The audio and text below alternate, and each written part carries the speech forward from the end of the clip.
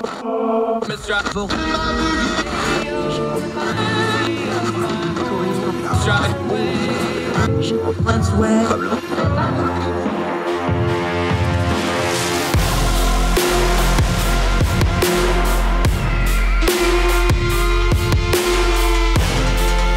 host, Andrew Donaldson. This is Heard Tell. Welcome back to Heard Tell. Okay, we got some trouble over yonder, and it got really loud over the weekend. It got really ugly because it was really ugly, but we're going to turn down the noise on it and find out what really happened, because this is not an isolated thing. Yeah, the violence was, but what's driving a lot of this is not isolated. We're seeing it in the UK. We're seeing it in America. We're seeing it worldwide, frankly. Jack Rowlett is back with us. My friend, great to see you again. Welcome back to the program. Good to be back. Thanks for having me. Thrilled to have you. You've been all over media over there. I saw you with our Canadian friends a couple of days ago. This latest round of violence in the UK, I want to start big picture and then we'll zoom in on the things of it. Last time I talked to you, we were getting ready. We had just done the election. Is this the first crisis for the new Labour government? Because one thing that cuts, when you start having images of rioting on the streets and burning police vans, we have this crime, and we need to separate the crime from the riots here. We have this crime with these 3 little girls killed. We'll get into details of that in a minute. Is it fair to really call it? We thought it would maybe be the economy or Ukraine or immigration. This is tied to immigration in a way, but is this the first real crisis of the new Labour government? Yeah, I think it is. I mean, it's the first real acute crisis. I mean, you mentioned the other stuff like the economy, immigration, Ukraine, the health service, all that stuff. The fact is, the kind of inheritance that Labour have got from the Tories has been so bad that they're actually facing lots of crises on multiple fronts. But this is the first big kind of crisis that's really captured the public attention, that's very acute, and that needs kind of immediate action from the government. And so far, at least, people have not been hugely impressed with how the Labour government have handled it. You look at the polling that's out, more people say that Keir Starmer is handling the rioting badly than handling it well. And I think there's a sense that they're not clamping down hard enough on the rioting and the crime. And if you look at, again, the polling that's come out today from YouGov, which shows that immigration and crime have shot up the list of issues that people think are most important to the country. So immigration is now the top issue, crime is now the 3rd issue, and they're up about 20 points from just 3 or 4 weeks ago. So the Labour government will really be judged on how well it deals with this. And especially when you're facing a crisis like this so early into your term, you know, they don't have, it's not like they can point to a lot of good stuff that they've done so far that they've kind of, you know, built up a well of support among the public that they can kind of fall back on. Actually, this could be make or break, really, depending on what happens next and how well they handle the rioting that's scheduled to take place this week. Yeah, and the thing about this is, we talked about it after the election. We've been talking about this for a while with Sir Keir Starmer, the current prime minister. Outside of the political stuff, his big argument was he's stable, he's safe, you can trust him with the levers of power. It was a stability argument. I mean, you can put a lot of other stuff on it, but when you really dig down to the bottom of it, it was like, okay, we need to stabilize government. It's been chaotic under the Tories and the revolving door and all that. We're going to be the stable folks, and we're going to have this ambitious, you know, agenda of this, that, and the other. The reason this hurts, and the writing ain't his fault, but the response is something you can fairly judge a leader on. It hits right at the core of why people voted for this government in the first place. Is that a fair way to lay it out?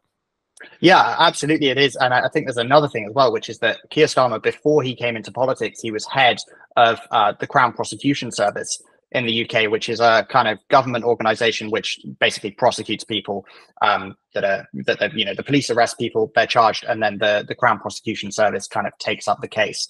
And so he made a big deal about how, you know, he prosecuted terrorists. He prosecuted serious criminals. He was, you know, in charge of ensuring that they went to prison, and that was a reason why people should vote for him, because he had this track record on crime.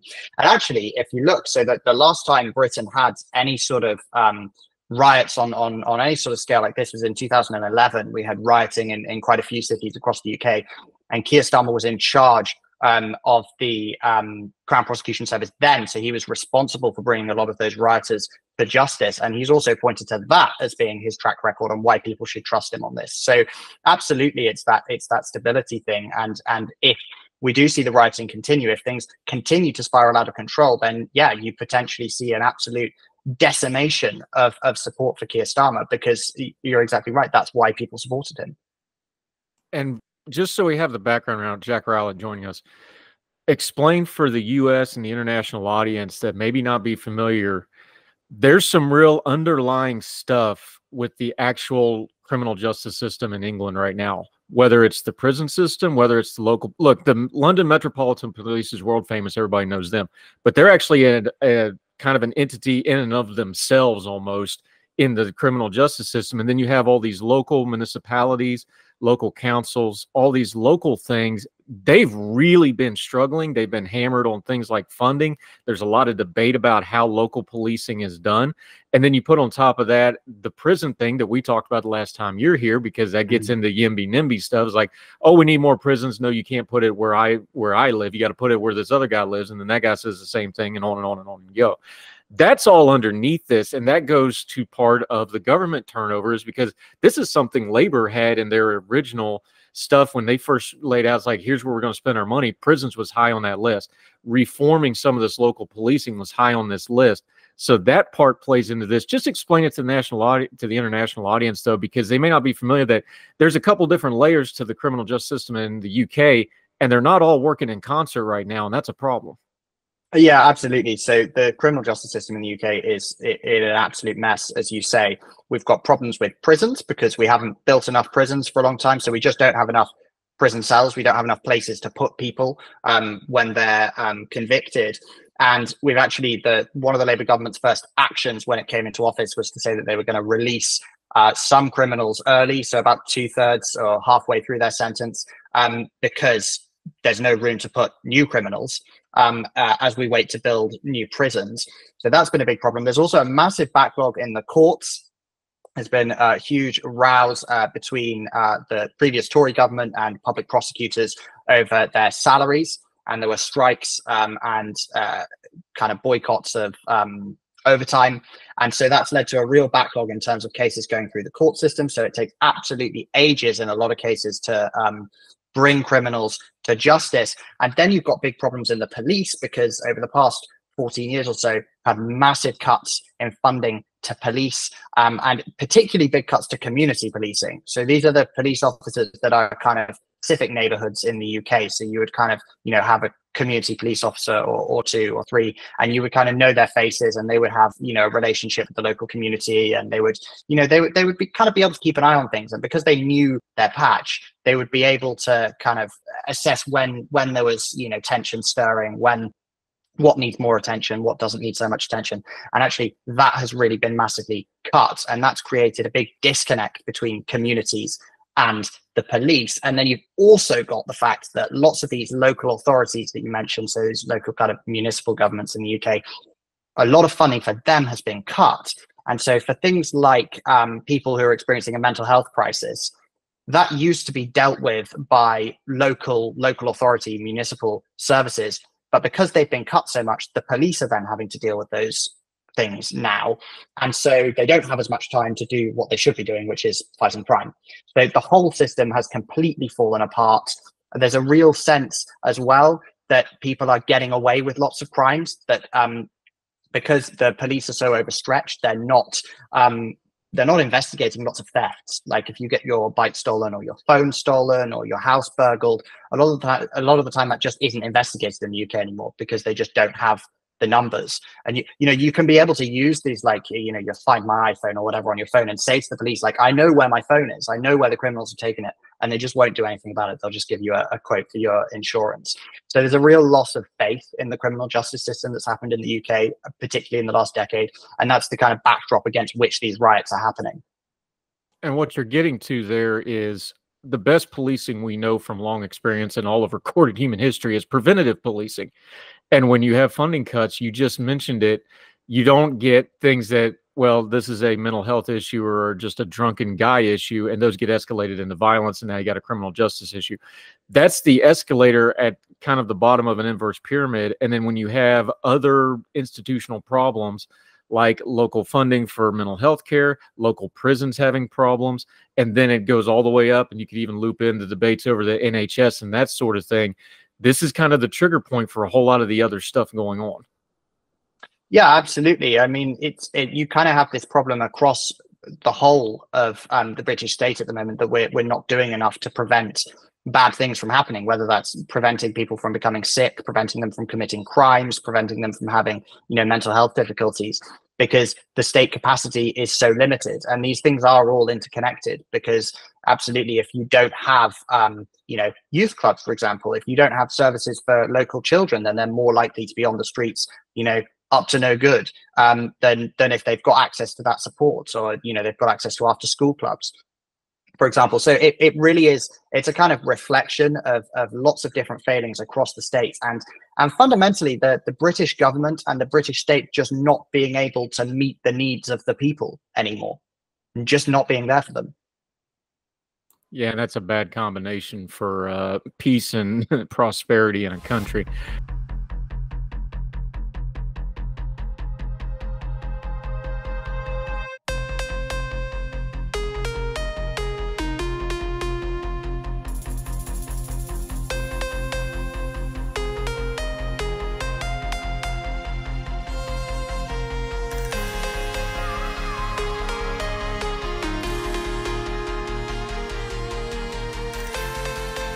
Jack Rowlett joining us, UK contributor to Young Voices. He's all over media, does great work, has a good Substack you need to subscribe to. I do. You should too. Let's get to what actually happened that kicked this off, because this is getting picked up and put into what's already going on. But let's deal with the issue at hand here. There was 3 little girls, BB King, age 6, LZ Steakham, age 7, Alicia De Silva Aguiar, age 9.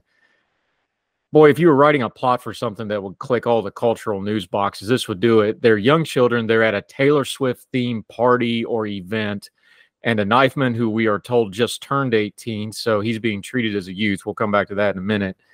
He comes in with a knife, injures 10, kills these 3 little girls. That's what happened. Now, everything else is getting put on it, but just deal with that part of it. We now know that there's an investigation going on in it. Just talk us through that piece of it, because everybody just jumped straight to the riots, and we're not getting into what actually happened here, because knife crime is an ongoing issue in the UK. Violence by young offenders, you just mentioned it, that's way up. That goes into this, and then we have the tragedy of these 3 little girls being killed. Yeah. So it's an unspeakable tragedy. So knife crimes, you say, has gone up a lot in the UK over the past 10 years. It's up by about 50%. So very sadly, this type of thing happens on a semi-regular basis. I think the real difference, and the reason why this shocked so many people, was that it was attacking young children and killing young children, and that type of thing isn't so common over here. And particularly, if you listen to the residents of that part of Southport where it happened, they would say they live in a pretty ordinary, normal part of the country. It's not the type of place where you expect, stabbings to be happening like that. And it came completely out of the blue. But what really links this event in Southport about 10 days ago and the rioting that we've seen ever since is the disinformation that occurred afterwards. So in the immediate aftermath of that attack, that incident, there was a lot of information spread on social media saying that the perpetrator was an asylum seeker. And the context of this is, the UK has had big issues dealing with the number of asylum seekers that have been coming over across the channel from France. And there have been instances of people who are here waiting to be processed for asylum, committing crimes while they're here. And that's created a lot of public tension and public anger. And so there was some thought after this of, could this be another instance of an asylum seeker committing a crime? And then there was disinformation spread on social media. So there were various accounts on X which have since been linked to Russian bot farms, essentially saying that this attack had been perpetrated by an asylum seeker in the UK. And the police denied this. They said this is not the case, but the disinformation spread and spread and spread. And then you had members of the British Parliament, you had people like Nigel Farage, and you had various commentators on news channels over here amplifying this and saying, oh, well, I don't think the police are telling us everything that there is to know. And actually, it kind of implying that maybe it could be an asylum seeker and that there was some sort of police cover up. And so this then sparked quite a bit of anger and it, you know, it spread like wildfire on social media. And then you have other kind of agitators, far right people getting involved, spreading that disinformation, and then coordinating, and then that's kind of the spark that lit these riots. And what that did was, we've seen this over and over again. This is a broad issue that is brought to light by this, but protests getting hijacked by people that have professional intentions. So it's one thing to take to the streets and protest. This riot actually started as a peace vigil by some accounts, depending on which version of the story you want to believe. These events getting taken over by people who are stirring up people. We've got the charge list for these guys. We'll go through it in a minute. But this riot was stoked up. There's no debate about this being stoked up. How do we approach this? Because we're seeing it again and again. We're seeing it in America. We're seeing it in the UK. We're seeing it worldwide. Social media, misinformation, stoking people up, taking something really bad, and then outside agitators or professional agitators infiltrating, taking over, whatever term you want to use for this, and making it way, way worse than it needs to be, to the point that you have some really scary violence. And frankly, it's amazing nobody got killed here. Yeah, absolutely. I think you have to crack down really hard on it. And part of the problem is that lots of these people who've been rioting and looting over the past week or so, they're not actually that politically motivated. They're just, you know, they spot an opportunity to commit some crime. They spot an opportunity to steal from shops, to, you know, commit kind of acts of disturbance and violence, and they're just bored and they take those opportunities. And we've seen that before in the UK in the 2011 riots that I mentioned earlier. That was kind of the dynamic that happened there. There was an initial kind of political motivation and peaceful protest in response to a black man being killed by the police, and then it kind of lit the fuse for lots of people kind of hijacking it, and just for the hell of it, just because, you know, they're bored, essentially. And I think there's a similar element to that here. If you look at lots of the footage, you know, there's a clip out of some people, they're robbing a shop and saying that it's like Christmas because they're being able to steal so much stuff for free. So a lot of people are just taking advantage of that opportunity. But then alongside that, you've got these sort of almost professional kind of agitators on the far right. And I think it is important, you know, I know in Britain, and I think in America too, we kind of bandy terms like far left and far right about pretty easily. And we say that lots of things are far right or far left, when actually they're not. They're just people we disagree with. But in this case, we are dealing with the far right. These are, you know, Nazis. They are, you know, neo-Nazis. They are people who want, you know, an entirely white UK. They want to, you know, attack mosques. They've been trying to set fire to hotels housing asylum seekers. Like, these are really dangerous extremist people. And I think the way you crack down on it is, let's call it what it is, which is terrorism. And when you say that it's terrorism, and you say that the people involved are committing acts of terrorism, you kind of give it much more of a sense of taboo, and it stops being, you can't really apologize for it anymore. You can't really dismiss it as you know, politically motivated trouble. You know, it's something that has to be cracked down on by the state. And actually, we talked a little bit earlier about state capacity being so diminished, all those police cuts, all those you know, court backlogs. Actually, the state really needs to get a grip on things now, because if it allows things to continue to spiral out of control, you know, and you get more and more riots, the police don't have the capacity in the UK to deal with that. They are going to be overrun. So you have to cut it off at the source. You have to say to people, actually, it's not, you know, if you're a far right agitator, we are going to charge you with serious offenses and you are going to go to prison for a long time. And if you're someone who's just hijacking these protests just because, you know, you want to loot a shop, you know, you're just taking advantage, that is a serious crime and you will get found out and you will go to prison. And so it puts people off.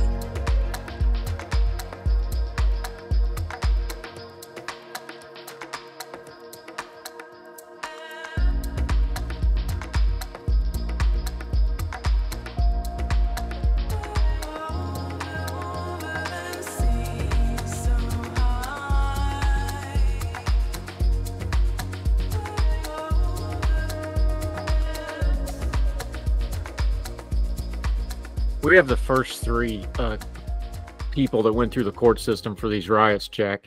I'm looking at these guys. The first guy basically claimed, he's like, look, I'm clearly drunk. He said he was drunk. He got 20 months. He pled guilty, whatever the term over there is. Another guy's almost 58. He has 35 years worth of like 18 convictions in 30 some years. He has a history of violence. We don't need, real in-depth analysis for that one. Another one's a guy who, in addition to the riot charges, took time out to threaten a woman. So he got a couple more charges tacked on top of that. So that's it. And all three of these guys say they're not political. They don't really like, people coming. The direct quote here is, I don't like people coming over here, but I'm not really political. This seems to be a theme with a lot of these rioters. They're being charged. They're getting round up. They're admitting their crimes and going to prison pretty quickly here. But they're not really the problem. I know they're the problem. I know they're charged. They need to pay for their crimes. They're not the problem. The ability of outside agitators to weaponize people like this, that's the problem. And I don't think anybody's got a real good solution to that right now. Yeah, so I think that is a big part of the problem, and it's also the kind of inability of the police to have the numbers in lots of parts of the country to crack down really hard on these types of riots as soon as they happen, as well. And I think there's, in a sense, this could have been about anything, right? There are these far right agitators who are, very against immigration, very against refugees and asylum seekers. But actually, for lots of these people who are committing these, acts of criminality, the rioting could have been about anything. They are just taking advantage of the opportunity to, commit some low-level crime, to, have fights. There's no football on in the UK at the moment. The weather's been really good. People are bored. If you're a low-level criminal, you spot the opportunity to join in with some rioting. You're going to do it because you have nothing better to do with your time, especially if you don't think you're going to get caught. And actually, the evidence over the past few years, with lots of crime just not being prosecuted or taking absolutely ages to progress through the system, you might think, well, I've got a good chance of not being caught, especially if there's, hundreds and hundreds of other people rioting. It's going to take the state ages to get through the whole list of charging people. And thankfully, they have been able to charge people more quickly. There's been courts sitting 24 hours in some parts of the country at the moment so that they can get these people through the system quickly. But there is this kind of sense that we're not really sure how you can stop this stuff from happening in the first place without having built up the state capacity. It's sort of like at the point where it happens, it's too late. It shouldn't be getting to this stage. You need more community policing. You need more resources for young people. You need more police funding in general, and you need to solve that court backlog, because then you can immediately solve these problems, and that you don't leave criminals thinking that they've got a decent chance of being able to get away with these crimes. And there's also the problem of social media as well, and that's a big kind of talking point in the UK at the moment. Is lots of these far-right groups in the UK, so Britain First and the English Defence League, and the various people associated with them, they didn't really have a platform because they've been banned from all these social media platforms. And then Elon Musk bought Twitter and he unbanned all these people, and now they're getting millions and millions of impressions on X, and they're being amplified by Elon Musk himself. And so I think there's a big conversation about the role that social media and the internet plays in triggering these instances of crime, and in triggering exactly what you mentioned, which is where these kind of low-level criminals and just, antisocial people can be kind of manipulated by people with a political agenda.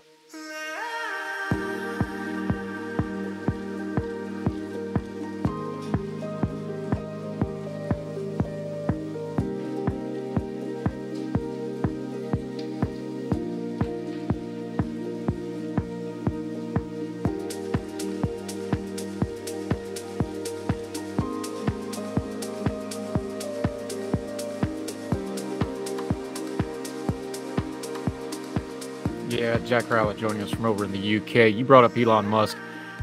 Kind of made news over here. He took a picture of some of this rioting and put, "This is what civil war looks like," out on Twitter, X, whatever they're calling it this week.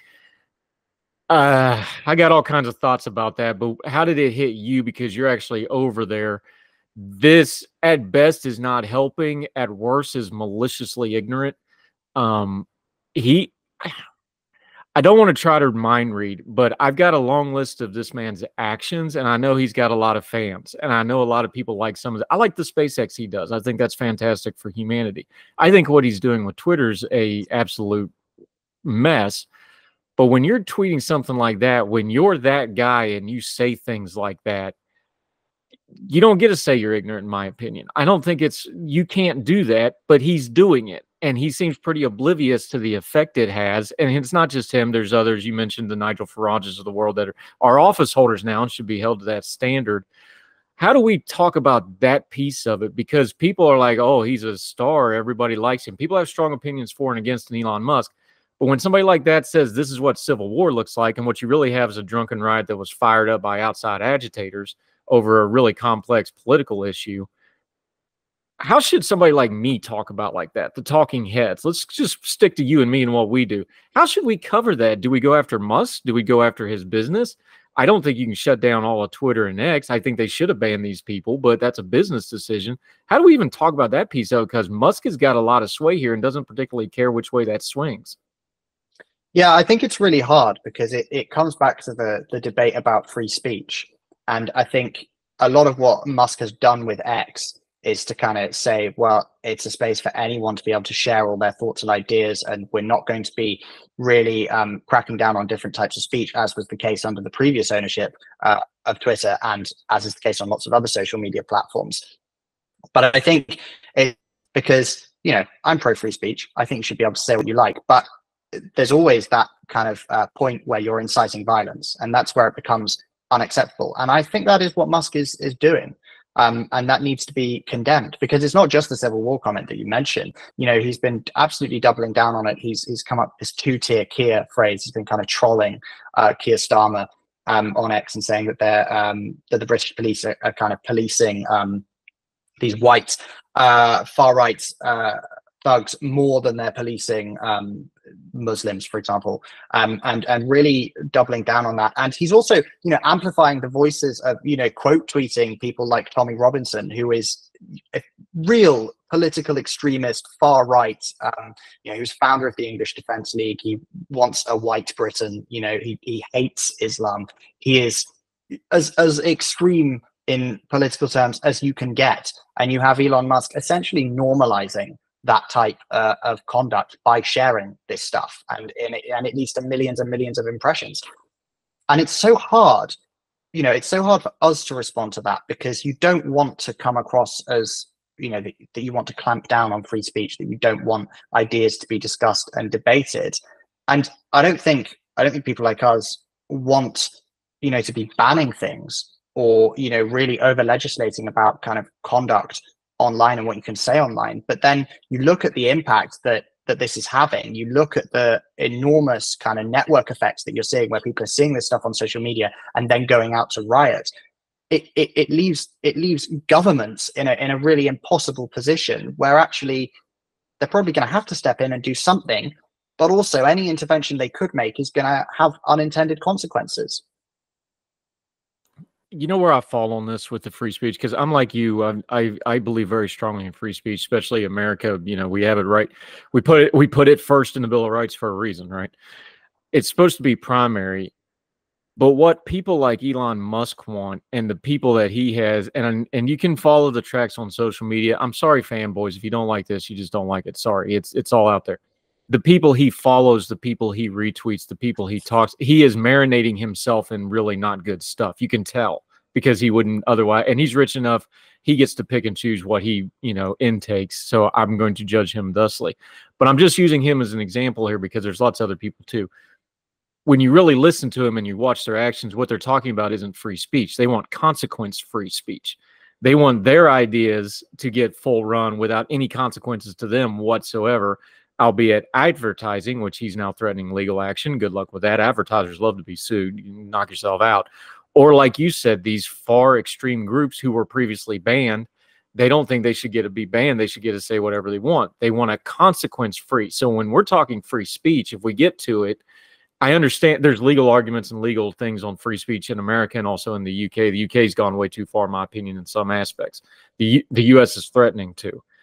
But that's my standard, is you're not allowed consequence-free speech. And when you start using consequence-free speech, but using free speech as the argument to not have any consequences, that's the red flag for me. How does it land for you? Where's your line, do you think? Well, I think it's that line of when it becomes violence. You know, I don't have any problem with people saying or having opinions or sharing opinions that I find heinous, that I think are completely awful. But at the point where you're kind of inciting violence, at the point where you're encouraging people who are committing these acts of terrorism, I think that's where it becomes unacceptable.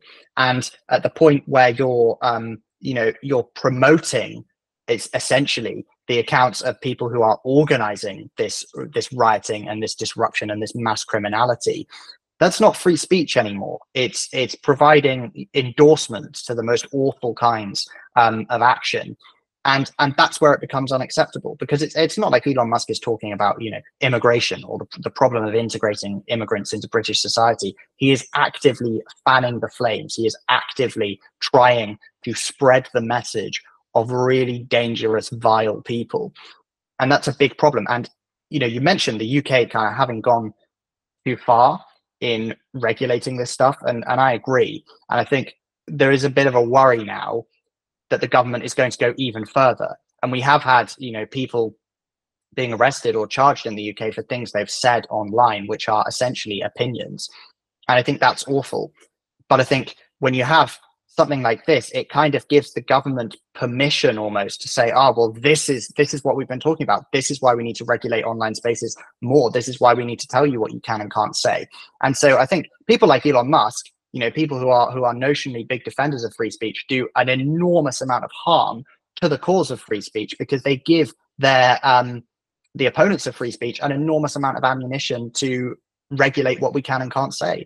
And you've now got, so the Tory leadership contest is going on, it's in full swing in the UK at the moment. You've now got various Tory leadership candidates pressing the government to regulate social media more, and to regulate social media in the same way that we regulate newspapers and normal media in the UK, and to make them criminally liable for the stuff that goes on their platforms. And I think that would be a really dangerous route to go down.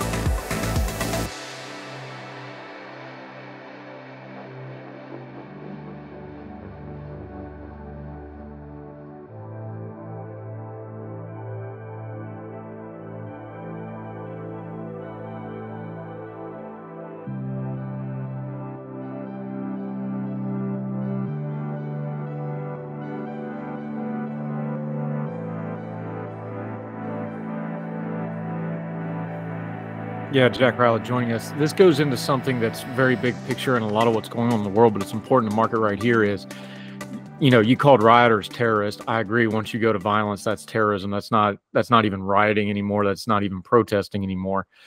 But we see this all throughout. This is the playbook. You do something so extreme that the government creates an over response, and usually an overreaching extreme response. And it feeds into the extremists going, see there, I told you, look how horrible these people are. And it perpetuates the cycle. We've seen this over and over again. This is the terrorist playbook. This is the agitator playbook. This is the radical playbook. That's the danger. And yet the whole of government, especially representative government, is do something. We don't talk about that core thing, because you got to discuss that before the crisis comes, because the crisis comes and everybody's like, do something. And the radicals, it plays right into their hands. So before we get to that point, how do we win that argument ahead of time of, yes, we have to be, because the more you throw fire at these people, the more they're going to throw fire back. How do we break that cycle? Because that seems to be the road the UK is going down with some of this, because from the radicals' point of view, Southport was a win. That's a win for them. And they're going to be like, okay, how do we have another one, but this time in Merseyside, this time in London, this time in Cardiff, or wherever, pick your place. The perpetrator of this crime came from Cardiff. That's why I said that. They'll probably want to try to stir up some stuff there, because there's the whole Wales thing and more and more. You could fire up Ireland really fast. Scotland's a mess. You could do that. They want to spread this stuff. They see this not as a loss. They see this as a template. Yeah, it's absolutely great for them, and they're almost goading the government into over responding, as you say. And I think the government so far has really tried to remain fairly calm, and as much as there has been polling that suggests that people think that the government should be cracking down harder, maybe they should, but actually that kind of steady approach is designed, I think, not to play into the hands of the agitators. I think what you really need, though, is you need consensus at the top of politics. You need condemnation of this type of conduct from different sides of the aisle, and you need, and this comes from commentators like us as well, because I think you really need to be able to separate out what's happening from broader concerns about immigration and integration. And what we've seen in the UK over the past week is a lot of talk from commentators, a lot of talk from columnists, kind of saying, oh, well, you know, this rioting's bad, you know, we would rather it wasn't happening, but you can kind of understand why they're rioting, given immigration's so high, given we've got all these problems with integration. And actually, that's just not the case. They're just not related in that way. Like these far-right agitators will look for any opportunity to commit these acts of terrorism. It doesn't matter that the immigration rate is high, and millions of people in this country are concerned about immigration. You know, it's one of the most important issues facing the country, according to about half the population.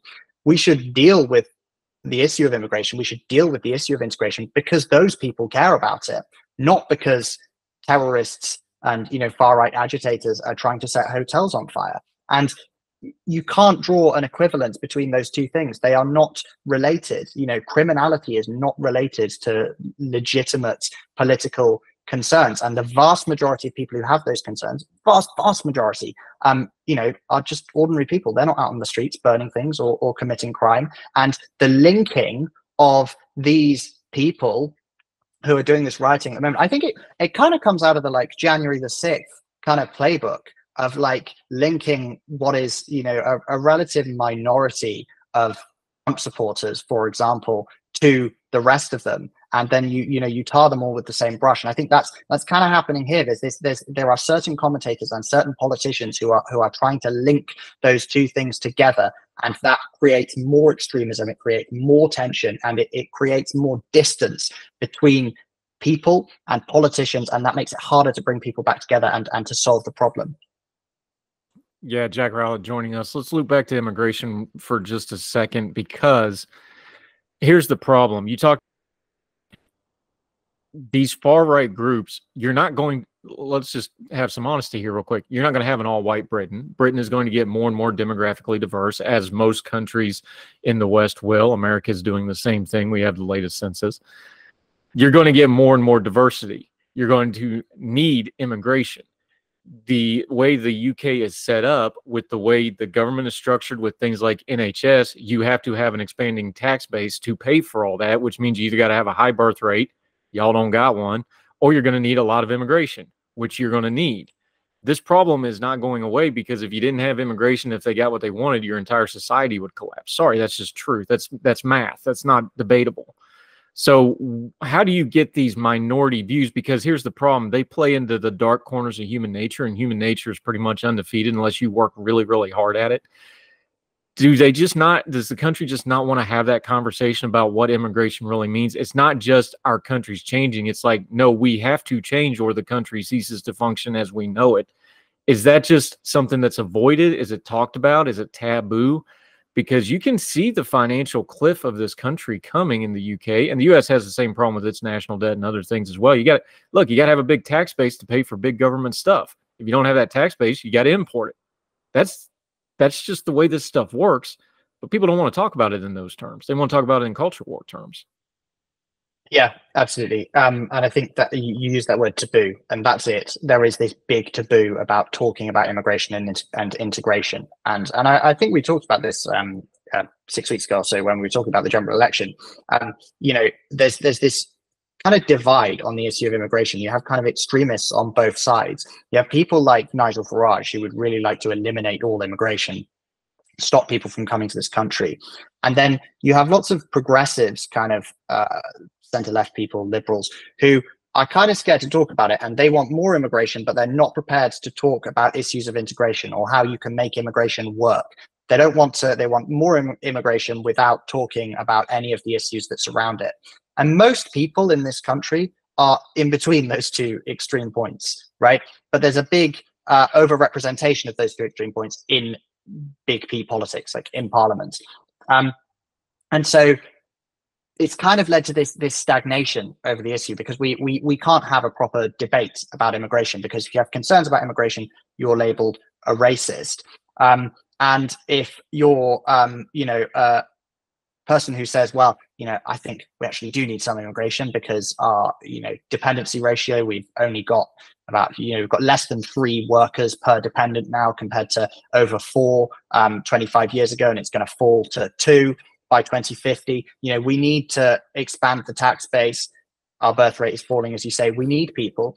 But if you make that argument, you're said to be, oh, you're not being realistic. People won't put up with it. We need to reduce immigration. The people want to reduce immigration. So there's just not an adult conversation about it. And I think the conversation has to move to making immigration work, to accepting that we need immigration, but also accepting that integration is a problem. We have lots of people coming to the UK, and wherever they come from, they tend increasingly to live in communities surrounded by very similar people. So you have Muslims coming to the UK, and they live in almost all Muslim communities in a lot of cases, and then you have all white communities, and that's not a recipe for success as a nation. You need, if you're going to have large amounts of immigration, you need different cultural groups to live alongside each other, because we've essentially segregated people, and it's led to the point where you have these communities where there are large numbers of Muslims, and then there's enormous pressure exerted on the education system by elders in the community who don't want LGBTQ education, or they don't want education about religions other than Islam. There's a teacher that had to go into hiding in the UK because he showed a cartoon of the Prophet Muhammad, and then he got an enormous amount of death threats from the local Muslim community, and the police here did absolutely nothing about it. And so there's this kind of idea that different standards, different kind of communities are being held to different standards, and I think that's a problem that occurs when you have segregation in terms of different cultural groups living completely separately. That's a big problem, and if we don't solve that, we are going to see more and more tension. And I'm not talking about the tension that we've seen in terms of the rioting. I'm talking about tension of ordinary people, normal people who aren't committing acts of crime, but they will be voting for increasingly extremist political parties. They will be expressing increasingly extremist opinions, because immigration isn't being dealt with by the vast majority of the political class at the moment. And the only people talking about that issue of integration are people whose fundamental worldview is nonsense, who are completely closed to the idea that we need to broaden the tax base, and who want to get rid of all immigration rather than make it work. Yeah, Jack Rowlett joining us. There's a lot of ugly to the stories on the immigration in the UK. The thing is, the ugly is playing into the bad. We've already covered that portion of it. But just to put a bow on this, how do you see the national leadership needing to talk about this? What do you think the national leaders need to be saying about this? We opened up with the crisis of government. What's the one key item they need to be doing here? Obviously, the rioting in the streets, but they're going to have some kind of an immigration program here that settles people down, right? Yeah, absolutely. So I think on the one hand, you need to say, the government needs to come out and say, explicitly, you're not a racist if you think that the current immigration system is not working, and you're not a racist if you're concerned about integration. And they need to say, actually, let's have immigration, but let's say, people can come here from all over the world, but it's about values. If you share Britain's values, if you share the values of liberal democracy, you are very welcome here. And if you don't share the values of liberal democracy, then we're not going to tolerate that. It is not okay to come here and, abuse teachers and kind of scare them into hiding, or to try and exert pressure on the education system to determine what is and isn't taught because of your religion. It's not okay to kind of have a different standard of expectation of women's behavior in one community from another. We are a liberal society. We believe in individual choice. We believe in, the tolerance and coexistence of different peoples, and we believe in individual rights. And if you believe in those things, you can come to this country. And if you don't, then we're going to crack down on that. And I think that's the key thing that needs to be done.